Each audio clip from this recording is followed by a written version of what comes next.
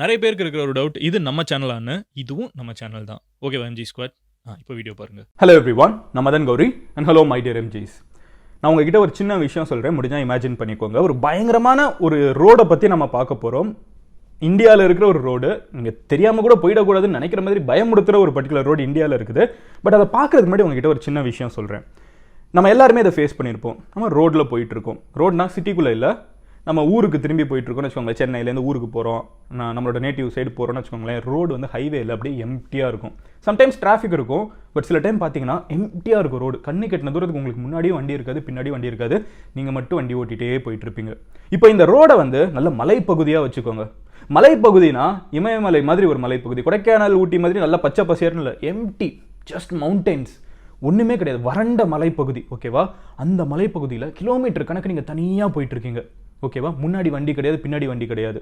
அப்படி போய்கிட்டே இருக்கிறப்போ ஒரு தூரத்தில் திடீர்னு ஒருத்தன் நடு ரோட்டில் வந்து நிற்கிறான். அது ரோடே கிடையாது, அதுவே வந்து ஒரு மணல் ரோடு மாதிரி மலையில் ஏதோ போட்டு வச்சிருக்காங்க, அதில் போயிட்டு இருக்கீங்க. அப்போ திடீர்னு ஒருத்தன் வந்து நிற்கிறான். வந்துட்டு கதவை தட்டி, தண்ணி கிடைக்குமா சார் அப்படின்னு கேட்குறான். தண்ணி கிடைக்குமா அப்படின்னு கேட்குறான்.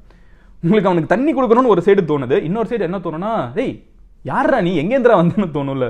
கொடுக்குறீங்க, கிளம்பி போகிறீங்க. ஓகேவா? நீங்கள் கிளம்பி போகிறீங்க, ஊருக்கு வந்து சேர்றீங்க. வந்ததுக்கப்புறம் சொல்கிறீங்க, இந்த மாதிரி வர்றப்போ ஒருத்தனை பார்த்தேன், தண்ணி கொடுத்தேன் அப்படின்னா, அங்கே லோக்கல் கடைக்காரங்களாம் உங்ககிட்ட சொல்கிறாங்களா, என்ன கட்டா லூப்லையா, அந்த ஸ்னேக் லூப்ஸ்னு சொல்லக்கூடிய அந்த ஒரு ரோட்லையா, அவனை நீங்கள் பார்த்தீங்களா அப்படின்னா, ஆமாம் பார்த்தேன். எங்க அவன் மனுஷன் இல்லைங்க, அது ஆவி அப்படின்னு சொன்னால் உங்களுக்கு எப்படி இருக்கும்? என்ன மாதிரி நான் பேய் கதை சொல்லிட்டுருக்கேன்னு கேட்டிங்கன்னா, இது வந்து ஹிமாச்சல் பிரதேஷ், ஜம்மு அண்ட் காஷ்மீர் பகுதிகளில் உண்மையிலேயே மக்கள் வந்து நம்புகிற, ரொம்ப தெய்வீகமாக நம்பக்கூடிய ஒரு பர்டிகுலர் கதை. எந்த அளவுக்கு நம்புறாங்கன்னா, இந்த பேய்க்கு அவங்க ஒரு கோவிலே கட்டி ஒரு பேய் கோவில்னு ஒன்று இந்த கட்டா லூப் அப்படிங்கிற ஒரு ரோட்ல உண்மையிலே வச்சிருக்காங்க. ஸ்னேக் லூப்ஸ்னு சொல்லக்கூடிய இந்த ஒரு ரோட்ஸ்ல வந்து உண்மையிலே ஒரு கோவில் கட்டி வச்சுட்டாங்க. நம்ம இன்னைக்கு பார்க்குறோம்ல, யூடியூப்ல வந்து டிராவல் லாகர்ஸ்லாம் போறாங்களா பைக் எடுத்துட்டு, அவங்க எல்லாருமே அந்த இடத்த தாண்டுறப்போ உண்மையிலே இந்த கோவில் ஒரு டைமாவது பார்த்துருப்பாங்க. நம்ம இதை சொல்ற கொஞ்சம் ரொம்ப ஃபேசினேட்டிங்காக இருக்குது. டீட்டெயில்டாக சொல்லுன்னு கேட்டிங்கன்னா அதை தான் பார்க்க போகிறோம். ஸோ முதல் விஷயம் என்ன அப்படின்னு பார்த்தீங்கன்னா, நம்ம கதை எங்கே ஆரம்பிக்குதுனால, இந்த எப்படி எப்படி மாதிரினா ஆவி ரோட்டுக்கு வந்து தண்ணி கேட்கும் அப்படிங்கிற கதை கேட்குது. ஃப்ளாஷ்பேக் இருக்குது. பட் அதுக்கு முன்னாடி இந்த கட்டா லூப்னா என்ன, இதோட பேக் ஸ்டோரி என்ன, எங்கே இந்த இடம் இருக்குதுங்கிறத நான் உங்ககிட்ட சொல்லிடுறேன். இந்தியாவோட மேப்பை நீங்கள் பார்த்தீங்கன்னா, இருக்கிறதுலே மேலே இருக்கிறது என்ன, ஜம்மு அண்ட் காஷ்மீர். கரெக்டாக? சூப்பர். அதுக்கு கீழே என்ன இருக்குன்னு பார்த்தீங்கன்னா, ஹிமாச்சல் பிரதேஷ்ங்கிறது இருக்கும். ஜம்மு அண்ட் காஷ்மீரும் சரி, ஹிமாச்சல் பிரதேஷும் சரி, ரெண்டுமே இருக்கிறது ஹிமாலயன் மவுண்டெயினில் தான் இருக்குது. ஹிமாலயாஸ் வந்து நேபாள், இந்தியா, சைனா, ஆப்கானிஸ்தான், இந்த சைடு பூட்டான், நிறைய ஹிமாலயாஸ் வந்து எண்ட்லெஸ். கரெக்டாக? மிகப்பெரிய மலை. அந்த ஒரு மவுண்டெயின் ரேஞ்சில் வந்து ரெண்டு ஸ்டேட்டையுமே வந்து ஒரே மலை மேலே தான் இருந்துட்டு இருக்கு. ஜம்மு அண்ட் காஷ்மீரும் இமயமலை மேலே தான் இருந்துட்டு இருக்குது. இந்த ஒரு பர்டிகுலர் ஹிமாச்சல் பிரதேஷும் மேலே தான் இருந்துட்டு இருக்கு. ஹிமாச்சல் பிரதேஷில் இருக்கிற முக்கியமான சிட்டி பேர் என்னன்னு பார்த்தீங்கன்னா மணாலி. நம்ம வந்து ஒரு ஸ்னோ விளாக்லாம் மேக் பண்ணியிருப்போம்ல, நம்ம போயிருந்தது மணாலிக்கு. ஜம்முவில் இருக்கிற ஒரு முக்கியமான சிட்டி என்னன்னு பார்த்தீங்கன்னா லே லடாக்னு சொல்லுவாங்களா, அந்த லே. ஸோ இந்த ஒரு பர்டிகுலர் ரோடு என்னன்னு பார்த்தீங்கன்னா லே அண்ட் இங்கே இருக்கிற மணாலி, அதாவது ரெண்டு ஸ்டேட்டில் இருக்கிற ரெண்டு முக்கியமான சிட்டி, சென்னை அண்ட் பெங்களூர், அந்த மாதிரி ரெண்டு சிட்டி வச்சுக்கோங்க. ஏன்னா இமயமலை மேலே வச்சுக்கோங்க. இது ரெண்டையும் கனெக்ட் பண்ணக்கூடிய ஒரு பர்டிகுலர் ரோடு இருக்குது. அந்த ரோடில் வந்து ஒரு பர்டிகுலர் இடத்துல வந்து திடீர்னு பார்த்தீங்கன்னா, ஸோ மலை மேலேயே வந்து மேடும், கீழே மேலே, கீழே பள்ளம், லெஃப்ட் ரைட்டுன்னு சொல்லிட்டு ரொம்ப காம்ப்ளிகேட்டடான ரொம்ப ஒன் ஆஃப் த, நீங்கள் சும்மா வண்டி ஓட்டுறதுக்கே ரொம்ப பயமுறுத்துகிற ஒரு ரோடு தான். நம்ம ஊரில் இருக்கிற மாதிரி பச்சை பசேரன்லாம் இருக்காது, எம்டியாக இருக்கும். இமயமலை வந்து எம்டியாக இருக்கும். அந்த இம்போசிங் இமேஜ் வந்து நம்மளுக்கு பயமுடுத்தும். எம்டியாக காலியாக இருக்கும். கண்ணு கட்டின தூரத்துக்கு ஒன்றுமே இருக்காது. முன்னாடி ஆள் இருக்க மாட்டாங்க, பின்னாடி ஆள் இருக்க மாட்டாங்க, ரோடு ஒழுங்காக இருக்காது. திடீர்னு பாறாங்கள் உருண்டு வந்து விழுகுது. நான் கண்ணு முன்னாடி பார்த்துருக்கேன். இப்போ ரீசெண்டாக போனப்போ கூட நம்ம அந்த வீடியோவில் கூட காமிச்சிருந்தோம் லேண்ட்ஸ்லைட்லாம் எப்படி இருக்குன்னு. ஸோ அங்கே அது கூட ஊர், இது வந்து கம்ப்ளீட்டாக ஆளே இல்லாத ஒரு இடம்னு வச்சுக்கோங்க. அந்த கட்டா லூப்ஸ்னு சொல்லக்கூடிய ஒரு இடத்துல வந்து 21 ஹேர்பின் பெண்ட் வந்து சட்னு இருக்கும். கொல்லிமலையில் இருக்கிற மாதிரி ரொம்ப குறுகிய இடத்துக்குள்ள எலிவேஷன் ரொம்ப ஹைட். ஓகேவா? 17,000 feet something. I am not sure about the exact number, but ரொம்ப ஹையான ஒரு பீக். அந்த ஏரியாவோட ஹையஸ்ட் பீக்குக்கு வந்து நீங்கள் வெறும் 21 ஹேர்பின் பெண்டில் போய் சேர்ந்துருவீங்க. அப்போ ரோடு வந்து எவ்வளோ ஸ்டீப்பாக இருக்கும்னு யோசிச்சு பாருங்க. சைடில் வந்து விழுந்தீங்கன்னா காலி, வேலி தான். கண்ணு கெட்டின தூரத்துக்கு நீங்கள் உள்ள கீழே போய்கிட்டே இருக்க வேண்டியதான். நடுவில் வந்து இந்த பிடிக்கல் இல்லை வந்து ஒரு பேரியர் எதுவுமே கிடையாது. ரோடு உளுந்தா காலி. நம்ம ஒழுங்காக ரோடில் போய்க்கணும். ரோடெல்லாம் புழுதியாக பறந்துட்டு இருக்கும். ரோடுனா ப்ராப்பர் தார் ரோடெலாம் இருக்காது. இந்த மாதிரி ஒரு பர்டிகுலர் இடம் 21 ஹேர்பின் பெண்ட் சட்னு ஒரு பீக்கை போய் சேருது. அந்த ஏரியாவோட ஹையஸ்ட் பீக் அதுதான். கேட்கறதுக்கே பயமா இருக்குல்ல, இதில் சும்மா நம்ம வண்டி ஓட்டுறதுக்கே பயமா இருக்கும். இந்த இடத்துல தான் வந்து இந்த 18வது ஹேர்பின் பெண்டில் 18th ஹேர்பின் பெண்டில் தான் வந்து இந்த ஒரு பர்டிகுலர் பையன் வந்து ரொம்ப பிச்சைக்காரை மாதிரி ட்ரெஸ் பண்ணிவிட்டு ரொம்ப கிழிஞ்ச ட்ரெஸ் எல்லாம் போட்டு தாடியெல்லாம் வளர்த்துட்டு வந்து தண்ணி கேட்பான். அந்த கேட்குற ஆள் வந்து முதல்ல பையனே கிடையாது, அதை தான் ஆவின்னு நம்புறாங்க. ஏன் அதை ஆவின்னு நம்புறாங்க அப்படின்னு கேட்டிங்கன்னா, அதுக்கு முன்னாடி ஒரு விஷயம் சொல்லிடுறேன். அந்த பையன் 18வது ஹேர்பின் பெண்டில் கேட்பான்னு சொல்கிறாங்க. அந்த ஹேர்பின் பெண்டு கிட்ட பார்த்தீங்கன்னா நீங்கள் இப்போ போகிறப்ப பார்த்தீங்கன்னா கூட ஒரு 4 செங்கலை வச்சிருக்கிற மாதிரி ஒரு 4 செங்கல் 2 சைடு வச்சுருப்பாங்க. நடுவில் பார்த்தீங்கன்னா ஒரு மண்டவோடு இருக்கும். அந்த மண்டவோட சுற்றி நிறைய வாட்டர் கேனாக போட்டு வச்சுருப்பாங்க. வாட்டர் கேனாக ஏகப்பட்ட வாட்டர் கேனாக இருக்கும். இது பேய் கோவில். அங்கே இருக்கிற அங்கே தாண்டி போகிறவங்க எல்லாருமே வந்து அவன் நம்ம அந்த பேய் வந்து நம்மளை தொல்லை பண்ணக்கூடாதுன்னா போகிற வழியில் 18வது பெண்டில் இந்த ஒரு வாட்டர் கேனை அவனுக்கு வச்சுட்டு போய்ட்டுறத வந்து அவங்க ஐதீகமாக ட்ராவலர்ஸ் வரைக்கும் இதை ஒரு ஃபன்னாக கூட பண்ணிட்டுருக்காங்க. பட் அதுக்கு பின்னாடி இருக்கிற கதை என்ன, ஏன் இப்படி ஒரு கதை அவனுக்கு வந்துச்சு, அதை நான் உங்ககிட்ட இப்போ சொல்கிறேன். ஸோ இது என்ன ஐதீகம், என்ன நம்பிக்கை அப்படின்னு பார்த்தீங்கன்னா, கொஞ்சம் வருஷத்துக்கு முன்னாடி, எத்தனை வருஷம்லாம் தெரியாது, கொஞ்சம் வருஷத்துக்கு முன்னாடி, லாங் டைம் சினிமாவில் கம்பாங்க அந்த மாதிரி சில வருடங்களுக்கு முன்பு என்ன நடந்திருக்குன்னா, இந்த இடம் வழியாக வந்து வருஷத்தில் சில மாதங்கள் மட்டும்தான் இந்த ரோடு வந்து ஆக்சசபிளாக இருக்கும். மீதி இருக்கிற வின்டர் சீசனில் முக்கால்வாசி வருஷத்தில் வந்து என்ன ஆகும்னு பார்த்தீங்கன்னா இந்த ரோடு ஃபுல்லாக பனியில் மூடிடும். ஸோ கவர்மெண்ட் என்ன பண்ணுவாங்கன்னா அனௌன்ஸ் பண்ணுவாங்க, இந்த ரோடு ஓப்பன் ஆயிருக்கு க்ளோஸ் ஆயிருக்குன்னு அனௌன்ஸ் பண்ணுவாங்க.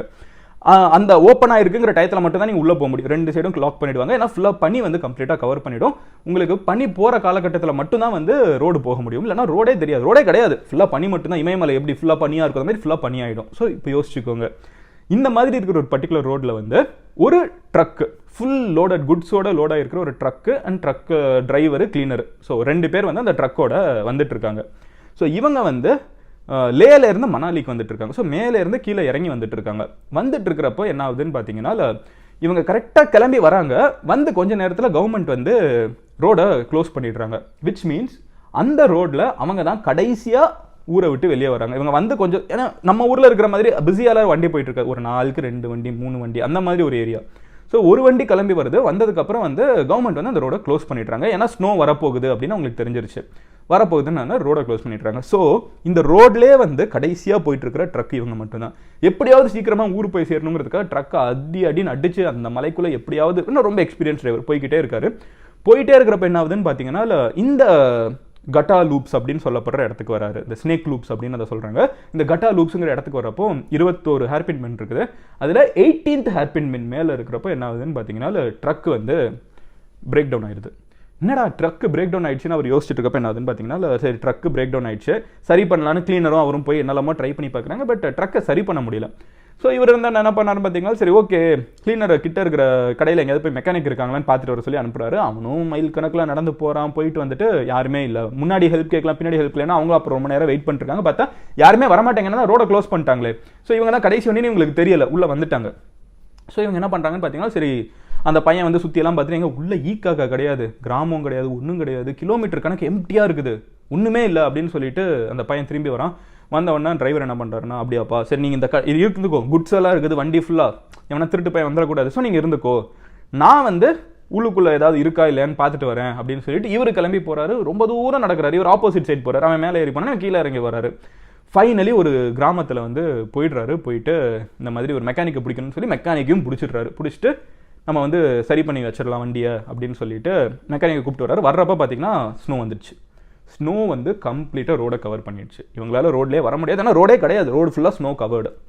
ஸ்னோ கவர் ஆனோடனே அந்த டிரைவர் இருந்துக்கிட்டு வெயிட் பண்ணுறாரு, ஒன்றுமே நடக்கல. 1 வாரம் ஸ்னோ கம்ப்ளீட்டாக கவர்டு. அதுக்கப்புறம் 1 வாரம் கழிச்சு ஸ்னோ வந்து கொஞ்சம் மெல்ட் ஆயிருக்குது.